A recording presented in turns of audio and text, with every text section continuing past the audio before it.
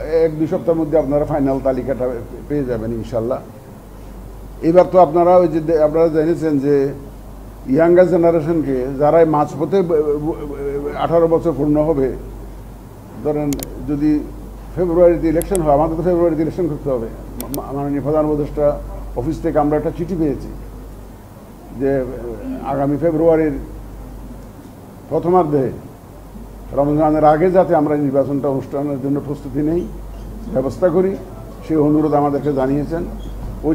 ওই চিঠি পাওয়ার পর থেকে আমরা কিন্তু আমাদের প্রস্তুতি খুব জোরদার করেছি, ওই চিঠি পাওয়ার পর থেকে। তো সুতরাং আমাদের ওই লক্ষ্য সামনে রেখেই আগামী ফেব্রুয়ারি মাসে, রমজান মাসের আগে নির্বাচন যাতে সুষ্ঠু সুন্দরভাবে হয়, সেটাকে সামনে রেখে আমরা প্রধান উপদেষ্টার ঘোষণা অনুযায়ী আমরা সেভাবে প্রস্তুতি হয়েছি। ভোটার হালনাগাদ হয়ে গেছে ইনশাল্লাহ। ওই ইয়াঙ্গার জেনারেশনদেরকে আমরা যাতে ইনক্লুড করতে পারি, আমরা ভোটার আইনটা সংশোধন করিয়েছি, তাদেরকেও আমরা ইনশাল্লাহ ইনক্লুড করতে পারবো, ব্যাপক সংখ্যায় ইনক্লুড করতে পারবো।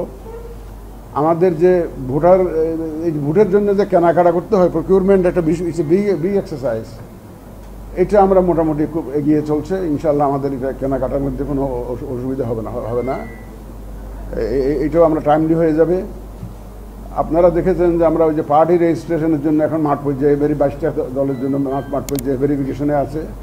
এটা হয়তো 31 তারিখের মধ্যে আমরা আশা করছি যে আমরা প্রতিবেদন পেয়ে যাব। সুতরাং পার্টি রেজিস্ট্রেশনের কাজটা আমরা ইনশাল্লাহ এই সেপ্টেম্বরের মধ্যে শেষ করতে পারবো বলে আমার বিশ্বাস। সীমানা নির্ধারণের একটা বিষয় ছিল, একটা বড় কাজ, এটা একটা বড় কাজ।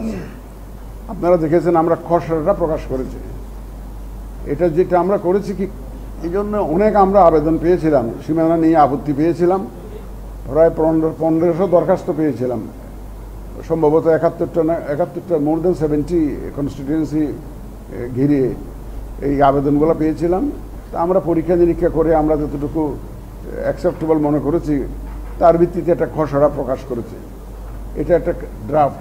আগামী রোববার থেকে কিন্তু শুনানি শুরু হচ্ছে আমাদের। এই যে এই খসড়ার উপরে যাদের আপত্তি আছে, যাদের কোনো বক্তব্য আছে, এটা দেওয়ার জন্য আমরা এই যে আমি তো কালকে ইনশাল্লাহ সকালে গিয়ে আমাকে শুনানিতে বসতে হবে।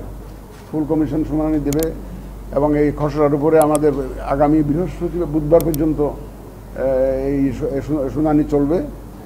তারপরে আমরা একটা ফাইনাল এটা কনস্টিটিউয়েন্সির এইটা ডিক্লারেশনটা করে দেব। তাহলে এই একটা বড় কাজ আমাদের হয়ে যাচ্ছে। আমাদের ভোট কেন্দ্র বাছাই কাজ চলছে। এই আসলে কিন্তু এই যে ভোট কেন্দ্র বাছাই এবং ইত্যাদি লোকাল লেভেল প্রস্তুতি জানার জন্য কিন্তু আমার এখানে আগমন। আপনারা ওই আইন শৃঙ্খলার প্রথম ডিসিএসপিদের কথা বলি, আপনি যে বললেন যে ওদের বদলাবেন কিনা, আমাদের তো সেটা তো প্রক্রিয়া, এটা কিন্তু রেগুলার এক্সারসাইজ। যারা অতীতে এ ধরনের কাজে সম্পৃক্ত ছিল তাদের তো আর পদায়নের প্রশ্নই আসে না। কিন্তু আমরা যথাসম্ভব একটা সুষ্ঠু নির্বাচনের জন্য সুন্দর নির্বাচনের জন্য যে ধরনের কর্মকর্তাকে পদায়ন দরকার, আমরা খোঁজখবর নিয়ে, একদম মাঠ পর্যায়ে খোঁজখবর নিয়ে সেই ব্যবস্থা আমরা করছি ইনশাল্লাহ।